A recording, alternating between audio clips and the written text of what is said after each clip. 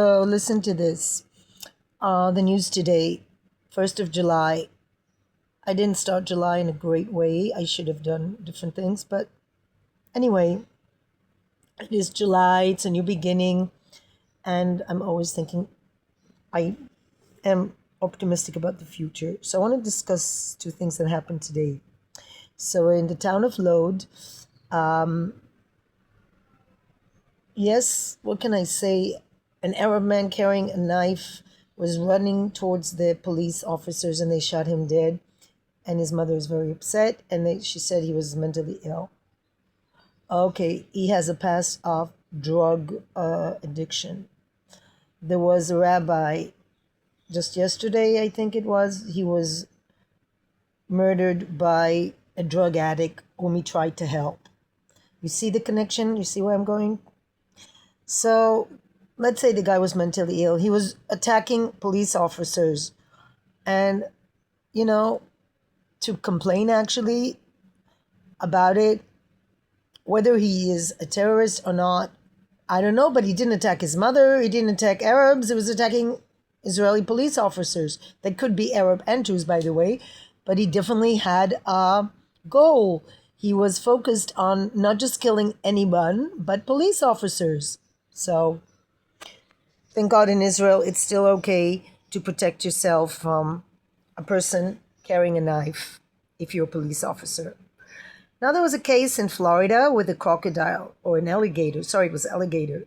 Very sad case of a woman and a boyfriend, young couple who went swimming in a lake, in a river, full of alligators, or at least maybe they didn't know, but this is Florida, right? What do you have in Florida? You have alligators, you have crocodiles and alligators. I'm not sure the difference, but there is a difference. Alligators are reptiles, I think. I'm not sure what kind of category they are, but in any case, these are animals that can be very dangerous. Now it's the mating season, and during the mating seasons, the alligators are known to be on guard and can attack anyone who's invading their territory. They're protecting their young ones. It's an instinct. Animals are motivated by instincts. Human beings have a higher capacity, so they say, in the brain, where they can make decisions. I don't always have proof of that, but so they treated the alligators like killers. Not only so, the police went out, and after this poor woman lost her life to the alligators in a vicious way, and it doesn't matter how, but it's not a pretty story, and it's very sad. And her boyfriend was trying to save her but couldn't. Sadly, she died in a horrible way. Nobody should die like this. They went out and killed two alligators, and now they're doing DNA tests. Come on, man. Let's say do DNA test. Are you going to actually treat the alligator like a murderer? Like he had, basic concepts. Human beings are capable of making a decision to kill or not to kill, right? That's the assumption. Animals do not have that ability. If an animal attacks you, it's not the same like a person who attacks you. An animal will attack you if you're invading the territory or if you're threatening the young. Not every animal has the ability to protect itself. Dogs cannot protect themselves that well unless you're a pit bull, Rottweiler. Dogs, therefore, are shot by the hundreds of thousands in Israel because their crime being human beings want to build buildings, they invade their territories, and then they say the dogs are wild, when actually the dogs were there first, like this dog, right? Her ancestors have been in the southern part of Israel for thousands of years, Canaan dogs.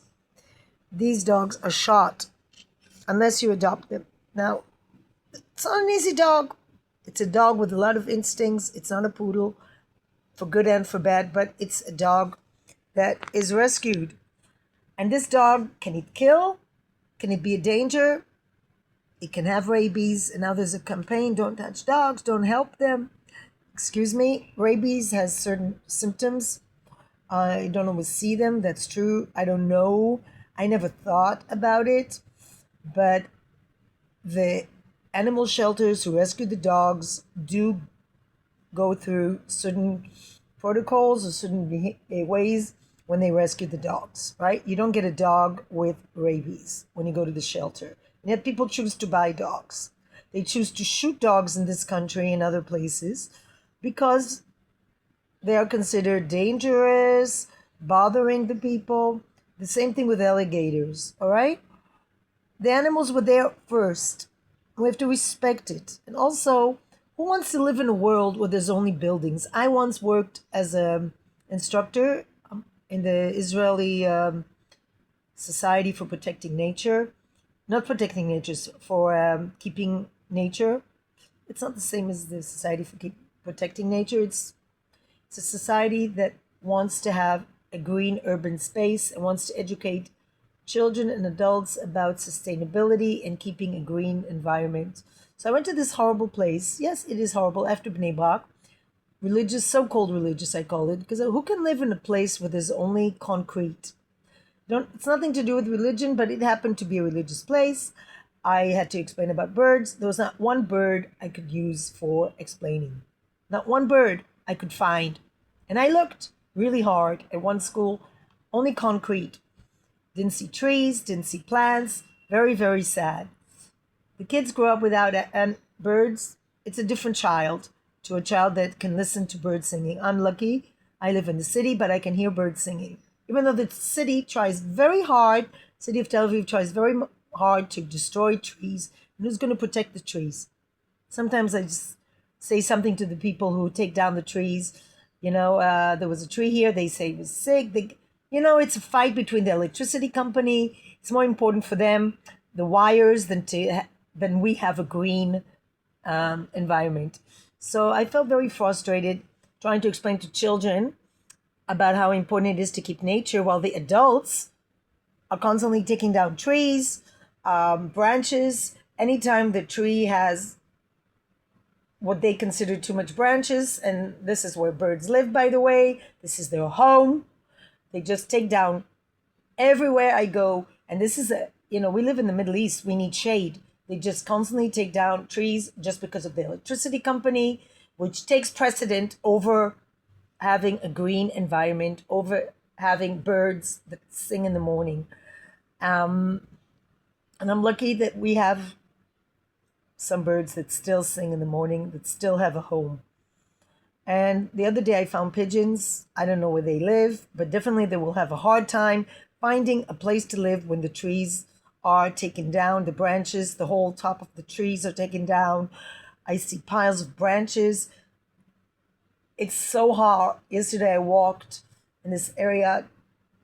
There's no shade in a lot of places in Tel Aviv because people don't think we need shade. One of the reasons we have trees is to have shade. Getting back and wrapping up this whole topic is there's human beings and there's nature. And we shouldn't be in a fight. We should be working together because human beings need nature in order to be mentally healthy, in order to thrive, and for so many reasons. Protection from the sun. Hearing birds sing is also, I think, something that is important. Trees offer us food, shelter. They offer animals shelter, and that's their homes. And we just take down trees and we take down branches without thinking. And sadly, in Israel, I don't see a lobby that's really working hard to fight for trees. And we're not in Europe. We don't have a lot of trees like they have in Europe.